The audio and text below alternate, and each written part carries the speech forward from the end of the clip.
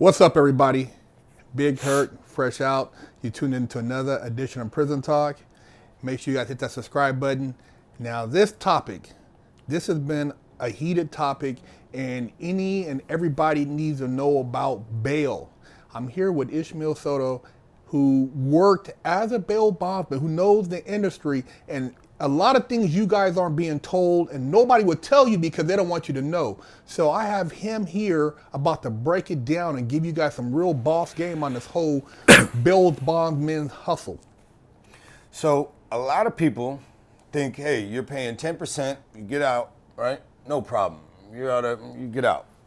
Fight your case, you might go to jail, you might not, right?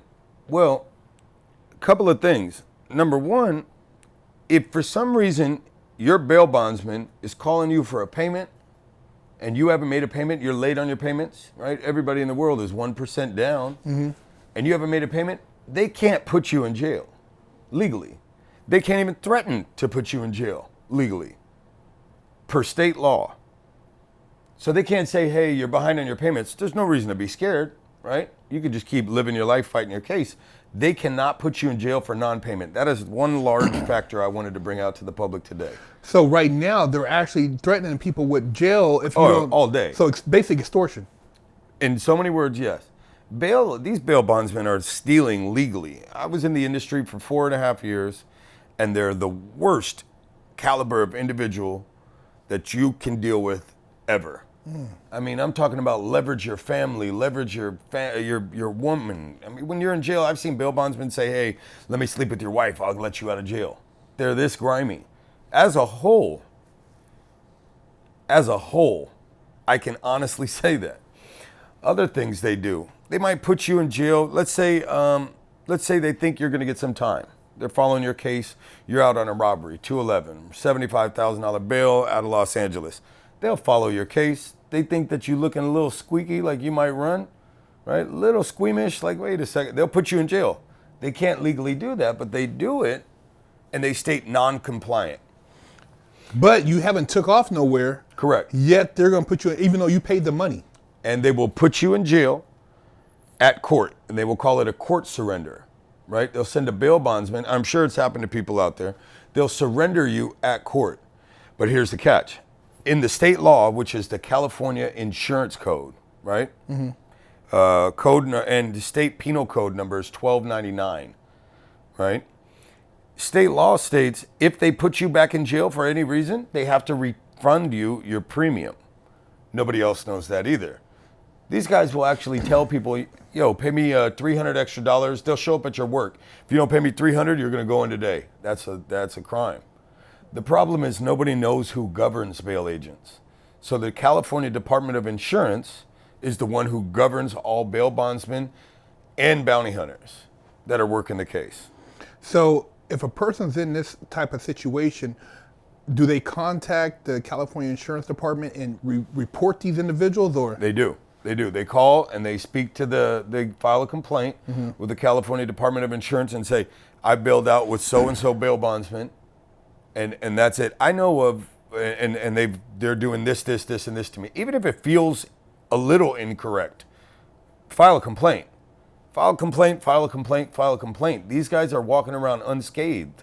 It's like the wild, wild west right now. Jerry Brown has taken away bail, right? And he's sweeping movement in 2018, okay, or 2018, yeah. So all the bail bondsmen got together and they gathered 300,000 or so odd signatures.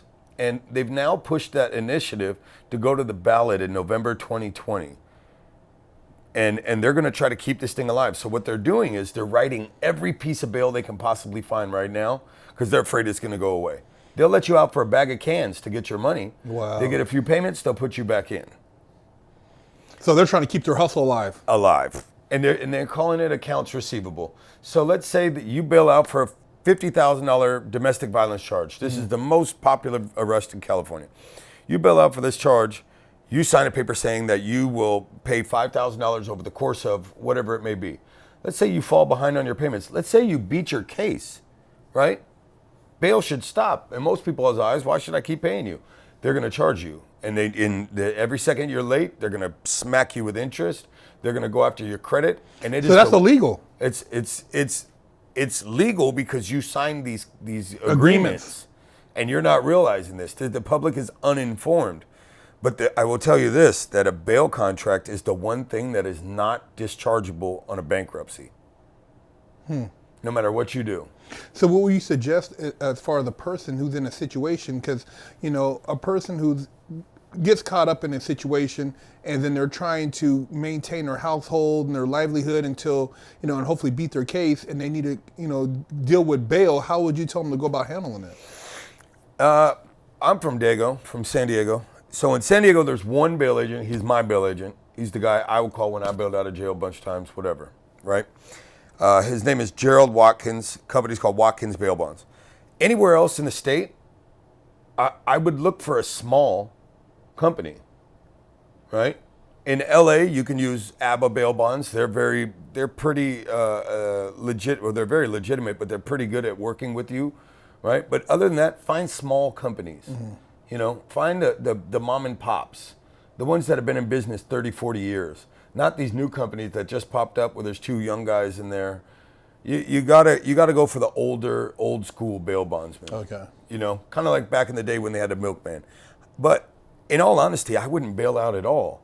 With the way that AB 109 has worked with the realignment for California, and with this new law that's been implemented, if you stay in jail 2 days, right, you're probably going to get Fed kicked. They'll let you out. DA reject or OR, right? Yeah, OR, not even DA reject. They'll Fed kick you, and that means that the feds are watching the capacity in the county jails right now, right? They get a little too high, they'll start kicking people out. And when they do that, your case still stands if you're on bail, right? But if you're serving a sentence, they're doing it right now in Riverside County. They're kicking them out 2 weeks into a 6-month sentence in the county, and you're done. Wow. So if you just hold on a couple of days, you'll probably get released. You get to court, you'll probably get a lower bond. I wouldn't jump to bond out anywhere. Yeah. Okay. So save your money then. Don't go and. I wouldn't. I'd start spending my money on attorneys if I was anybody else. Okay. Sit in jail. They're going to let you out. There's no room. Now they've just taken away the private prisons. Yeah. So now it's going to come back to, what are they going to do with all 33 prisons? Yeah. Now you're going to have to push them there, and then it's going to clog up the system in the local level. Well, I just seen where they had we just talked about Oklahoma, where they commuted a bunch of people because they just said it was just, what's the point? Yeah, you're holding them for nothing, non-violent. Yeah, it's just like, dude, how long do they need to sit in there? Yeah. So, hey, there you guys have it, man. The bail industry, the dirty secrets.